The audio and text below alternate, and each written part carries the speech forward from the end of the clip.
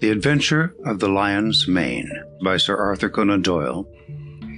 It is a most singular thing that a problem which was certainly as abstruse and unusual as any which I have faced in my long professional career should have come to me after my retirement, and be brought, as it were, to my very door.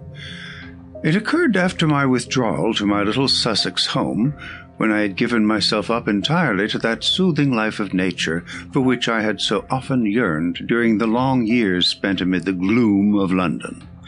At this period of my life, the good Watson had passed almost beyond my ken. An occasional week-end visit was the most that I ever saw of him. Thus I must act as my own chronicler. Ah, had he but been with me, how much he might have made of so wonderful a happening, and of my eventual triumph against every difficulty. As it is, however, I must needs tell my tale in my own plain way, showing by my words each step upon the difficult road which lay before me as I searched for the mystery of the lion's mane. My villa is situated upon the southern slope of the Downs, commanding a great view of the Channel. At this point, the coastline is entirely of chalk cliffs, which can only be descended by a single, long, tortuous path, which is steep and slippery. At the bottom of the path lie 100 yards of pebbles and shingle, even when the tide is at full. Here and there, however, there are curves and hollows which make splendid swimming pools, filled afresh with each flow. This admirable beach extends for some miles in each direction, save only at one point, where the little cove and village of Fulworth break the line. My house is lonely. I, my old housekeeper, and my bees have the estate all to ourselves. Half a mile off, however, is Harold Stackhurst's well-known coaching establishment, The Gables, quite a large place which contains some score of young fellows preparing for various professions, with a staff of several masters. Stackhurst himself was a well-known rowing blue in his day, and an excellent all-round scholar. He and I were always friendly from the day I came to the coast, and he was the one man who was on such terms with me that we could drop in on each other in the evenings without an invitation. Towards the end of July 1907, there was a severe gale, the wind blowing up channel, heaping the seas to the base of the cliffs, and leaving a lagoon at the turn of the tide. On the morning of which I speak, the wind had abated, and all nature was newly washed and fresh. It was impossible to work upon so delightful a day, and I strolled out before breakfast to enjoy the exquisite air. I walked along the cliff path which led to the steep descent to the beach. As I walked, I heard a shout behind me, and there was Harold Stackhurst waving his hand in cheery greeting. "What a morning, Mr. Holmes! I thought I should see you out." "Going for a swim, I see." "At your old tricks again," he laughed, patting his bulging pocket. "Yes, Macpherson started early, and I expect I may find him there." Fitzroy Macpherson was the science master, a fine, upstanding young fellow whose life had been crippled by heart trouble following rheumatic fever. He was a natural athlete, however, and excelled in every game which did not throw too great a strain upon him. Summer and winter he went for his swim, and as I am a swimmer myself, I have often joined him. At this moment we saw the man himself. His head showed above the edge of the cliff where the path ends. Then his whole figure appeared at the top, staggering like a drunken man. The next instant he threw up his hands, and with a terrible cry fell upon his face. Stackhurst and I rushed forward, it may have been 50 yards, and turned him on his back. He was obviously dying. Those glazed, sunken eyes and dreadful livid cheeks could mean nothing else. One glimmer of life came into his face for an instant, and he uttered 2 or 3 words with an eager air of warning. They were slurred and indistinct, but to my ear the last of them, which burst in a shriek from his lips, were, "The lion's mane!" It was utterly irrelevant and unintelligible, and yet I could twist the sound into no other sense. Then he half raised himself from the ground, threw his arms in through the air, and fell forward on his side. He was dead. My companion was paralyzed by the sudden horror of it, and I, as may well be imagined, had every sense on the alert. And I had need, for it was speedily evident that we were in the presence of an extraordinary case. The man was dressed only in his Burberry overcoat, his trousers, and an unlaced pair of canvas shoes. As he fell over, his Burberry, which had been simply thrown round his shoulders, slipped off, exposing his trunk. We stared at it in amazement. His back was covered with dark red lines, as though he had been terribly flogged by a thin wire scourge. The instrument with which this punishment had been inflicted was clearly flexible, for the long, angry wheels curved round his shoulders and ribs. There was blood dripping down his chin, for he had bitten through his lower lip in the paroxysm of his agony. His drawn, distorted face told how terrible that agony had been.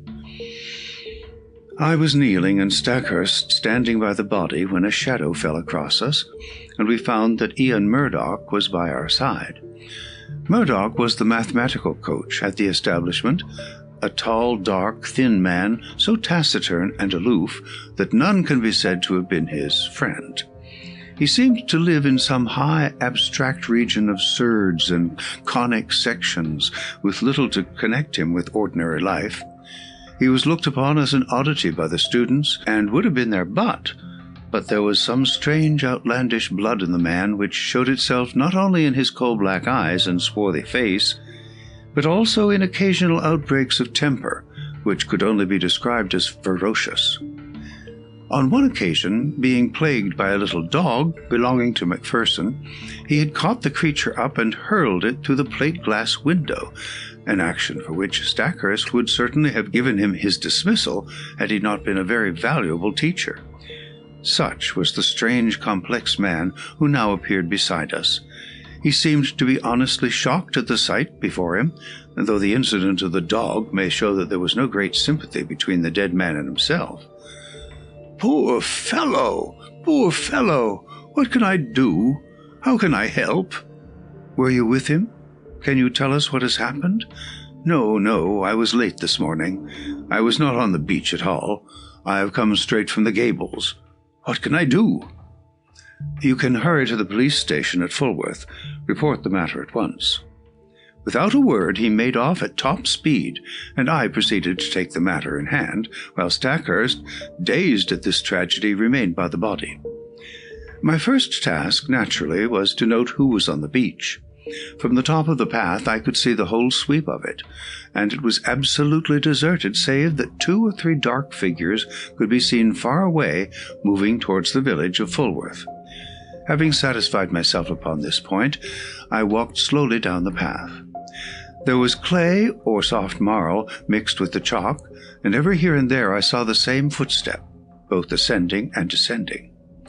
No one else had gone down to the beach by this track that morning. At one place I observed the print of an open hand, with the fingers towards the incline. This could only mean that poor Macpherson had fallen as he ascended. There were rounded depressions, too, which suggested that he had come down upon his knees more than once. At the bottom of the path was the considerable lagoon left by the retreating tide. At the side of it Macpherson had undressed, for there lay his towel on a rock. It was folded and dry, so that it would seem that after all he had never entered the water. Once or twice, as I hunted round amid the hard shingle, I came on little patches of sand where the print of his canvas shoe and also of his naked foot could be seen. The latter fact proved that he had made ready to bathe, though the towel indicated that he had not actually done so. And here was the problem clearly defined, as strange a one as has ever confronted me. The man had not been on the beach more than a quarter of an hour at the most. Stackhurst had followed him from the Gables, so there could be no doubt about that. He had gone to bathe and had stripped, as the naked footsteps showed. Then he had suddenly huddled on his clothes again. They were all disheveled and unfastened, and he had returned without bathing, or at any rate without drying himself. and the reason for his change of purpose had been that he had been scourged in some savage, inhuman fashion, tortured until he bit his lip through in his agony, and was left with only strength enough to crawl away and to die. Who had done this barbarous deed? There were, it is true, small grottos and caves in the base of the cliffs, but the low sun shone directly into them, and there was no place for concealment. Then again, there were those distant figures on the beach. They seemed too far away to have been connected with the crime, and the broad lagoon in which Macpherson had intended to bathe lay between him and them, lapping up to the rocks. On the sea, 2 or 3 fishing boats were at no great distance. Their occupants might be examined at our leisure. There were several roads for inquiry, but none which led to any very obvious goal. When I at last returned to the body, I found that a little group of wandering folk had gathered round it. Stackhurst was, of course, still there, and Ian Murdoch had just arrived with Anderson, the village constable, a big, ginger-moustached man of the slow, solid Sussex breed, a breed which covers much good sense under a heavy, silent exterior. He listened to everything, took note of all we said, and finally drew me aside. "I'd be glad of your advice, Mr. Holmes. This is a big thing for me to handle, and I'll hear it from Lou so I go wrong." I advised him to send for his immediate superior and for a doctor, also to allow nothing to be moved, and as few fresh footmarks as possible to be made until they came. In the meantime, I searched the dead man's pockets. There were his handkerchief, a large knife, and a small folding card-case.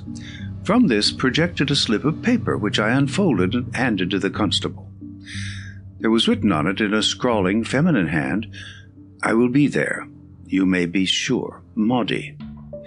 It read like a love affair, an assignation, though when and where were a blank. The constable replaced it in the card-case and returned it with the other things to the pockets of the Burberry. Then, as nothing more suggested itself, I walked back to my house for breakfast, having first arranged that the base of the cliffs should be thoroughly searched. Stackhurst was round in an hour or 2 to tell me that the body had been removed to the Gables, where the inquest would be held. He brought with him some serious and definite news.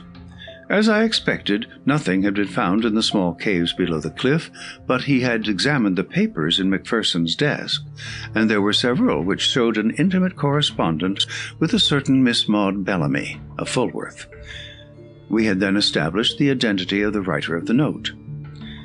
"The police have the letters," he explained. "I could not bring them, but there is no doubt that it was a serious love affair. I see no reason, however, to connect it with that horrible happening, save, indeed, that the lady had made an appointment with him." "But hardly at a bathing pool which all of you were in the habit of using," I remarked. "It is mere chance," said he, "that several of the students were not with Macpherson." "Was it mere chance?" Stackhurst knit his brows in thought. "Ian Murdoch held them back," said he. "He would insist upon some algebraic demonstration before breakfast. Poor chap, he is dreadfully cut up about it all." "And yet I gather that they were not friends." "At one time they were not, but for a year or more Murdoch has been as near to Macpherson as he ever could be to anyone. He is not of a very sympathetic disposition by nature." "So I understand. I seem to remember your telling me once about a quarrel over the ill usage of a dog." "That blew over all right." "But left some vindictive feeling, perhaps?" No, I am sure they were real friends." "Well, then, we must explore the matter of the girl. Do you know her?" "Everyone knows her. She is the beauty of the neighborhood, a real beauty, Holmes, who would draw attention everywhere. I knew that Macpherson was attracted by her, but I had no notion that it had gone so far as these letters would seem to indicate." "But who is she?" "She is the daughter of old Tom Bellamy, who owns all the boats and bathing cots at Fulworth. He was a fisherman to start with, but is now a man of some substance. He and his son William run the business." "Shall we walk to Fulworth and see them?" "On what pretext?" "Oh, we can easily find a pretext. After all, this man did not ill-use himself in this outrageous way, Some human hand was on the handle of that scourge, if indeed it was a scourge which inflicted the injuries. His circle of acquaintances in this lonely place was surely limited. Let us follow it up in every direction, and we can hardly fail to come upon the motive, which, in turn, should lead us to the criminal. It would have been a pleasant walk across the thyme-scented downs had our minds not been poisoned by the tragedy we had witnessed. The village of Fulworth lies in a hollow curving in a semicircle round the bay. Behind the old-fashioned hamlet, several modern houses have been built upon the rising ground. It was to one of these that Stackhurst guided me. That's the Haven, as Bellamy called it, the one with the corner tower and slate roof. Not bad for a man who started with nothing, but, by Jove, look at that! The garden gate of the Haven had opened, and a man had emerged. There was no mistaking that tall, angular, straggling figure. It was Ian Murdoch, the mathematician. A moment later, we confronted him upon the road. "Hello," said Stackhurst. The man nodded, gave us a sideways glance from his curious dark eyes, and would have passed us, but his principal pulled him up. "What are you doing there?" he asked. Murdoch's face flushed with anger. "I am your subordinate, sir, under your roof. I am not aware that I owe you any account of my private actions." Stackhurst's nerves were near the surface after all he had endured. Otherwise, perhaps, he would have waited. Now he lost his temper completely. "In the circumstances, your answer is pure impertinence, Mr. Murdoch." "Your own question might perhaps come under the same heading." "This is not the first time that I have had to overlook your insubordinate ways. It will certainly be the last. You will kindly make fresh arrangements for your future, as speedily as you can." "I had intended to do so. I have lost today the only person who made the gables habitable." He strode off upon his way, while Stackhurst, with angry eyes, stood glaring after him. "Is he not an impossible, intolerable man?" he cried. The one thing that impressed itself forcibly upon my mind was that Mr. Ian Murdoch was taking the first chance to open a path of escape from the scene of the crime. Suspicion, vague and nebulous, was now beginning to take outline in my mind. Perhaps the visit to the Bellamys might throw some further light upon the matter. Stackhurst pulled himself together, and we went forward to the house.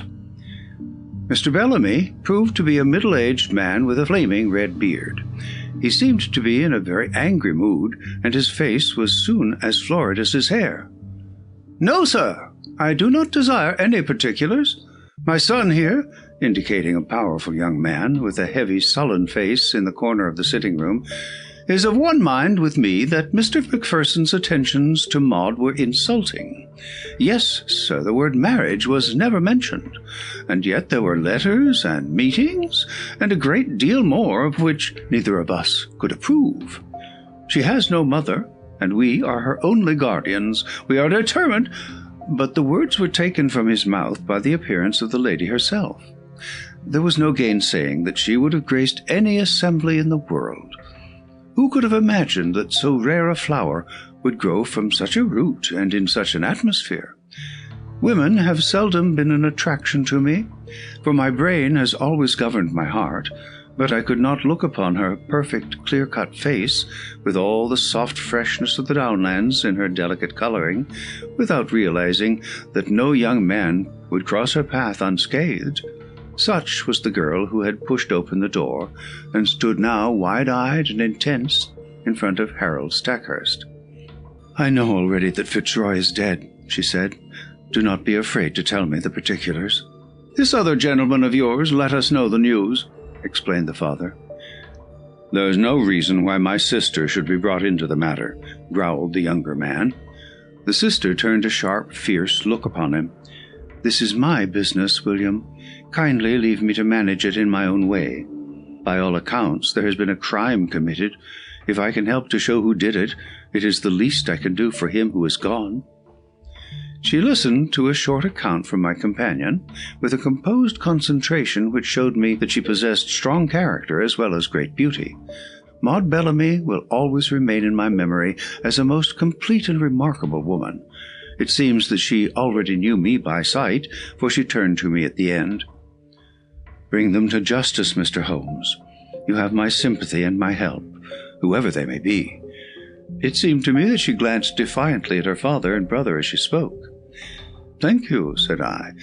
"I value a woman's instinct in such matters. You use the word 'they.' You think that more than one was concerned?" I knew Mr. Macpherson well enough to be aware that he was a brave and a strong man. No single person could ever have inflicted such an outrage upon him.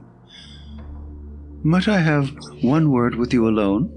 "I tell you, Maud, not to mix yourself up in the matter," cried her father angrily. She looked at me helplessly. "What can I do?" "The whole world will know the facts presently, so there can be no harm if I discuss them here," said I. "I should have preferred privacy, but if your father will not allow it, he must share the deliberations." Then I spoke of the note which had been found in the dead man's pocket. "It is sure to be produced at the inquest. May I ask you to throw any light upon it that you can?" "I see no reason for mystery," she answered. "We were engaged to be married, and we only kept it secret because Fitzroy's uncle, who is very old and said to be dying, might have disinherited him if he had married against his wish. There was no other reason." "You could have told us," growled Mr. Bellamy. "So I would, father, if you had ever shown sympathy." "I object to my girl picking up with men outside her own station." "It was your prejudice against him which prevented us from telling you. As to this appointment," she fumbled in her dress and produced a crumpled note. "It was in answer to this. 'Dearest,'" ran the message, "'the old place on the beach just after sunset on Tuesday. It is the only time I can get away. F.M.' Tuesday was today, and I had meant to meet him tonight." I turned over the paper. "This never came by post. How did you get it?" "I would rather not answer that question. It has really nothing to do with the matter which you are investigating, but anything which bears upon that I will most freely answer." She was as good as her word, but there was nothing which was helpful to our investigation. She had no reason to think that her fiancé had any hidden enemy, but she admitted that she had several warm admirers. "May I ask if Mr. Ian Murdoch was one of them?" She blushed and seemed confused. "There was a time when I thought he was, but that was all changed when he understood the relations between Fitzroy and myself." Again, the shadow round this strange man seemed to me to be taking more definite shape. His record must be examined. His rooms must be privately searched. Stackhurst was a willing collaborator, for in his mind also suspicions were forming. We returned from our visit to the Haven with the hope that one free end of this tangled skein was already in our hands. A week passed. The inquest had thrown no light upon the matter, and had been adjourned for further evidence. Stackhurst had made discreet inquiry about his subordinate, and there had been a superficial search of his room, but without result. Personally, I had gone over the whole ground again, both physically and mentally, but with no new conclusions. In all my chronicles, the reader will find no case which brought me so completely to the limit of my powers. Even my imagination could conceive no solution to the mystery. And then there came the incident of the dog. It was my old housekeeper who heard of it first by that strange wireless by which such people collect the news of the countryside. "Sad story this, sir, about Mr. Macpherson's dog," said she one evening. I do not encourage such conversations, but the words arrested my attention. "What of Mr. Macpherson's dog?" "Dead, sir. Died of grief for its master." "Who told you this?" "Why, sir, everyone is talking of it. It took on terrible, and has eaten nothing for a week. Then today, 2 of the young gentlemen from the Gables found it dead, down on the beach, sir, at the very place where its master met his end." At the very place. The words stood out clear in my memory. Some dim perception that the matter was vital rose in my mind. That the dog should die was after the beautiful, faithful nature of dogs, but in the very place. Why should this lonely beach be fatal to it?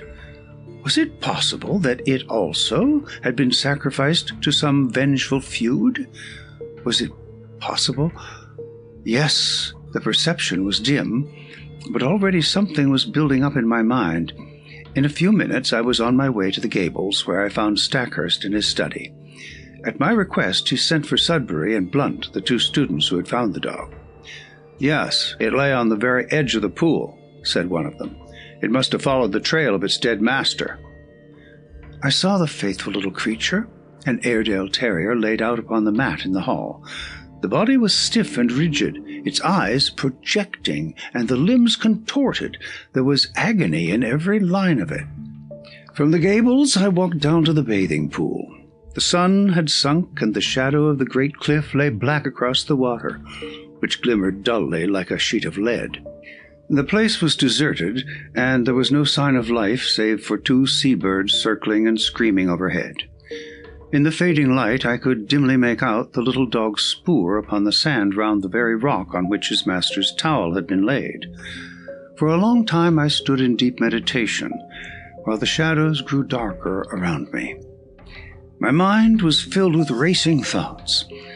You have known what it was to be in a nightmare in which you feel that there is some all-important thing for which you search, and which you know is there, though it remains forever just beyond your reach. That was how I felt that evening as I stood alone by that place of death. Then, at last, I turned and walked slowly homewards. I had just reached the top of the path when it came to me. Like a flash, I remembered the thing for which I had so eagerly and vainly grasped.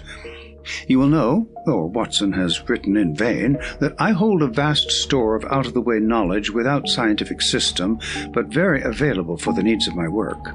My mind is like a crowded box-room with packets of all sorts stowed away therein, so many that I may well have but a vague perception of what was there. I had known that there was something which might bear upon this matter. It was still vague, but at least I knew how I could make it clear. It was monstrous, incredible, and yet it was always a possibility. I would test it to the full. There is a great garret in my little house which is stuffed with books. It was into this that I plunged and rummaged for an hour. At the end of that time I emerged with a little chocolate and silver volume. Eagerly I turned up the chapter of which I had a dim remembrance. Yes, it was indeed a far-fetched and unlikely proposition, and yet I could not be at rest until I had made sure if it might indeed be so. It was late when I retired, with my mind eagerly awaiting the work of the morrow. But that work met with an annoying interruption. I had hardly swallowed my early cup of tea, and was starting for the beach, when I heard a call from Inspector Bardi of the Sussex Constabulary, a steady, solid, bovine man with thoughtful eyes, which looked at me now with a very troubled expression. "I know your immense experience, sir," said he.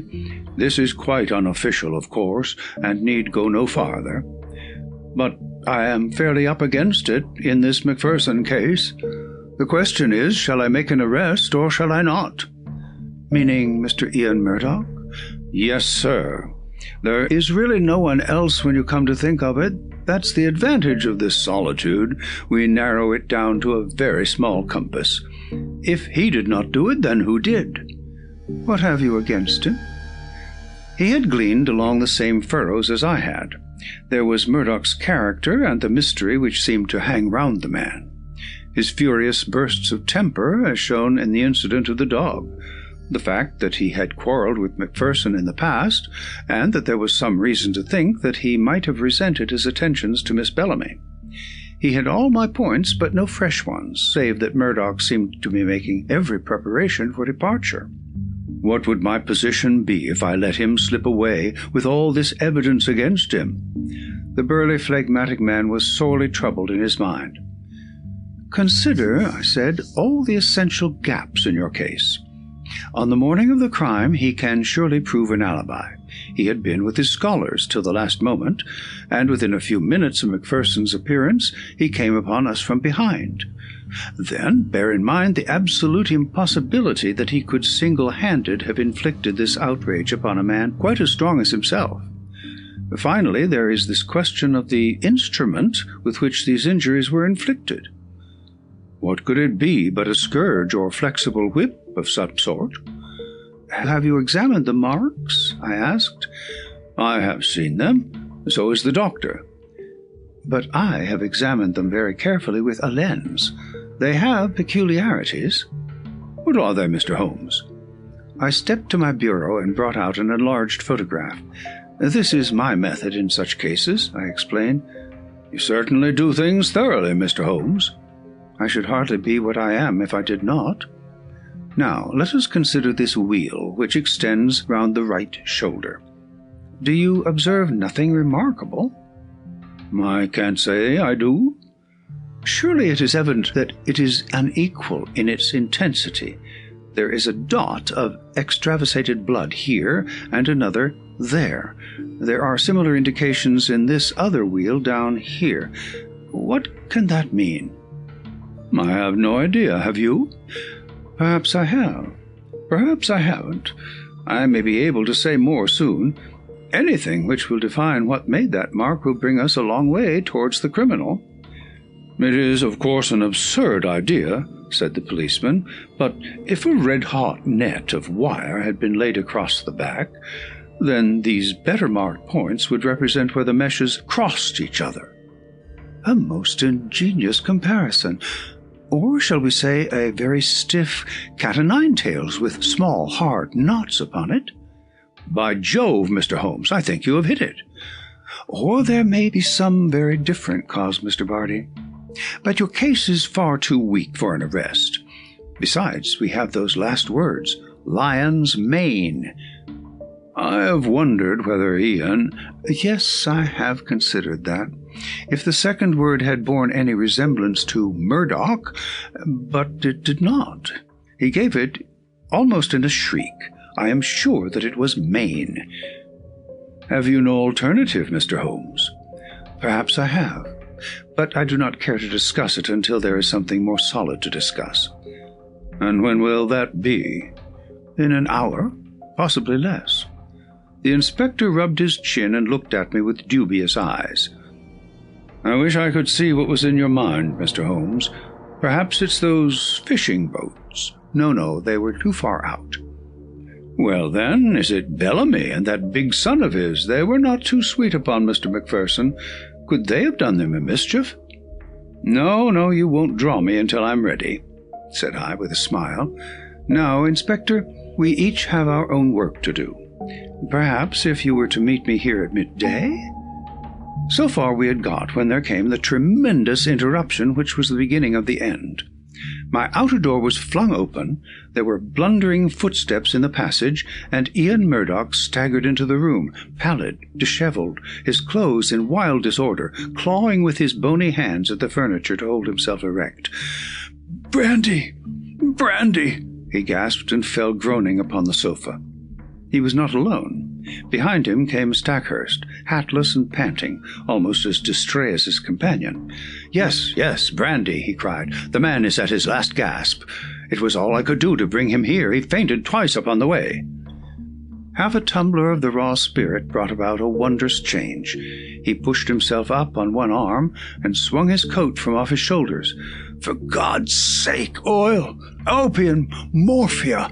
he cried. "Anything to ease this infernal agony." The inspector and I cried out at the sight.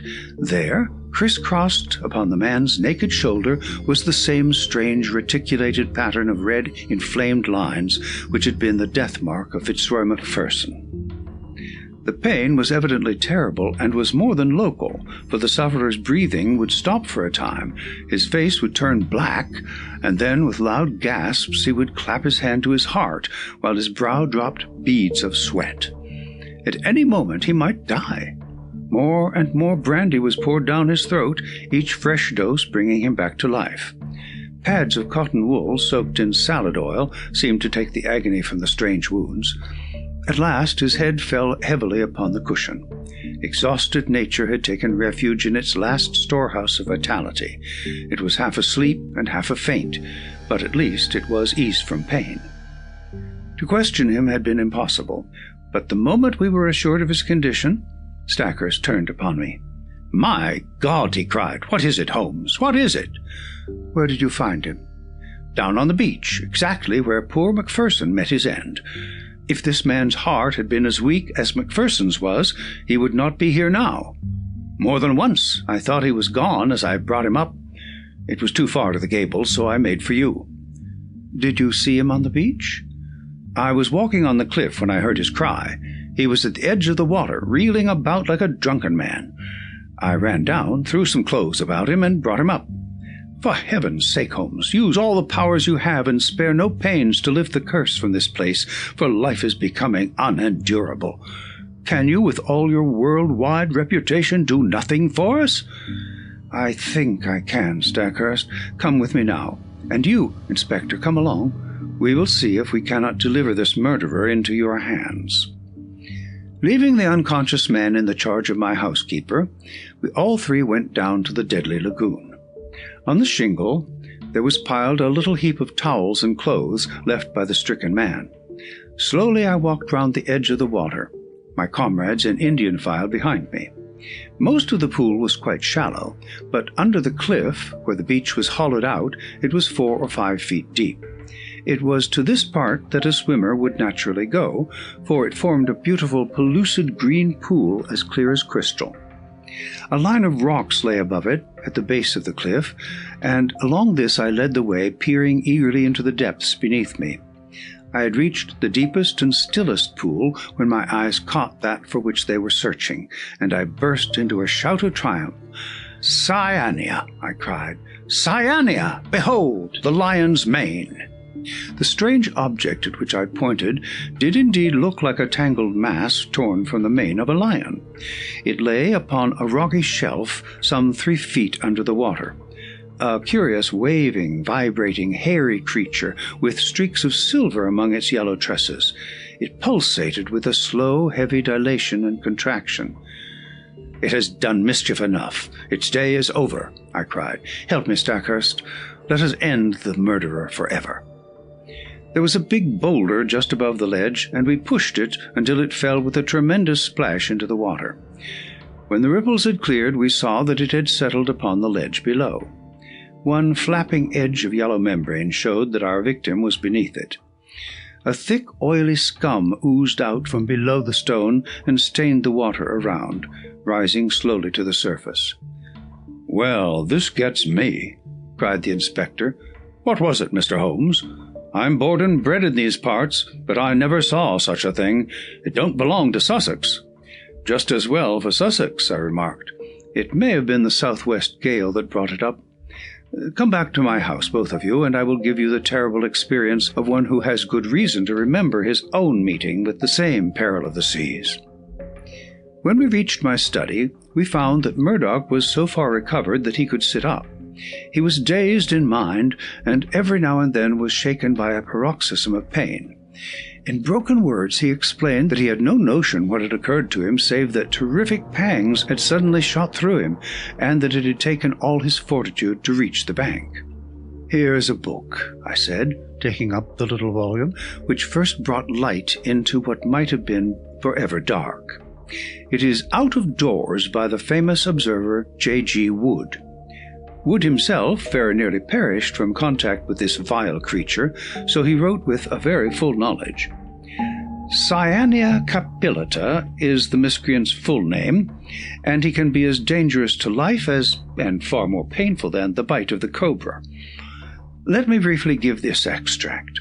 Quote, "If the bather should see a loose, roundish mass of tawny membranes and fibers, something like very large handfuls of lion's mane and silver paper, let him beware, for this is the fearful stinger Cyania capillata." Unquote. Could our sinister acquaintance be more clearly described?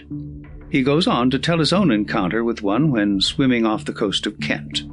He found that the creature radiated almost invisible filaments to the distance of 50 feet, and that anyone within that circumference from the deadly center was in danger of death. Even at a distance, the effect upon Wood was almost fatal. Quote, "The multitudinous threads caused light scarlet lines upon the skin, which on closer examination resolved into minute dots or pustules, each dot charged, as it were, with a red-hot needle making its way through the nerves." Unquote. The local pain was, as he explains, the least part of the exquisite torment. Quote, "Bang shot through the chest, causing me to fall as if struck by a bullet. The pulsation would cease, and then the heart would give 6 or 7 leaps, as if it would force its way through the chest." Unquote. It nearly killed him, although he had only been exposed to it in the disturbed ocean and not in the narrow, calm waters of a bathing pool. He says that he could hardly recognize himself afterwards, so white, wrinkled, and shriveled was his face. He gulped down brandy, a whole bottle full, and it seems to have saved his life. There is the book, Inspector. I leave it with you, and you cannot doubt that it contains a full explanation of the tragedy of poor Macpherson. "And incidentally exonerates me," remarked Ian Murdoch with a wry smile. "I do not blame you, Inspector, nor you, Mr. Holmes, for your suspicions were natural. I feel that on the very eve of my arrest I have only cleared myself by sharing the fate of my poor friend." "No, Mr. Murdoch, I was already upon the track, and had I been out as early as I intended, I might well have saved you from this terrific experience." "But how did you know, Mr. Holmes?" "I am an omnivorous reader with a strangely retentive memory for trifles. That phrase, lion's mane, haunted my mind. I knew that I had seen it somewhere in an unexpected context. You have seen that it does describe the creature. I have no doubt that it was floating on the water when Macpherson saw it, and that this phrase was the only one by which he could convey to us a warning as to the creature which had been his death." "Then I at least am cleared," said Murdoch, rising slowly to his feet. "There are 1 or 2 words of explanation which I should give, for I know the direction in which your inquiries have run. It is true that I loved this lady, but from the day when she chose my friend Macpherson, my one desire was to help her to happiness. I was well content to stand aside and act as their go-between. Often I carried their messages, and it was because I was in their confidence and because she was so dear to me that I hastened to tell her of my friend's death, lest someone should forestall me in a more sudden and heartless manner. She would not tell you, sir, of our relations, lest you should disapprove and I might suffer. But with your leave, I must try to get back to the Gables, for my bed will be very welcome." Stackhurst held out his hand. "Our nerves have all been at concert pitch," said he. "Forgive what is past, Murdoch. We shall understand each other better in the future." They passed out together, with their arms linked in friendly fashion. The inspector remained, staring at me in silence with his ox-like eyes. "Well, you've done it," he cried at last. "I had read of you, but I never believed it. It's wonderful." I was forced to shake my head.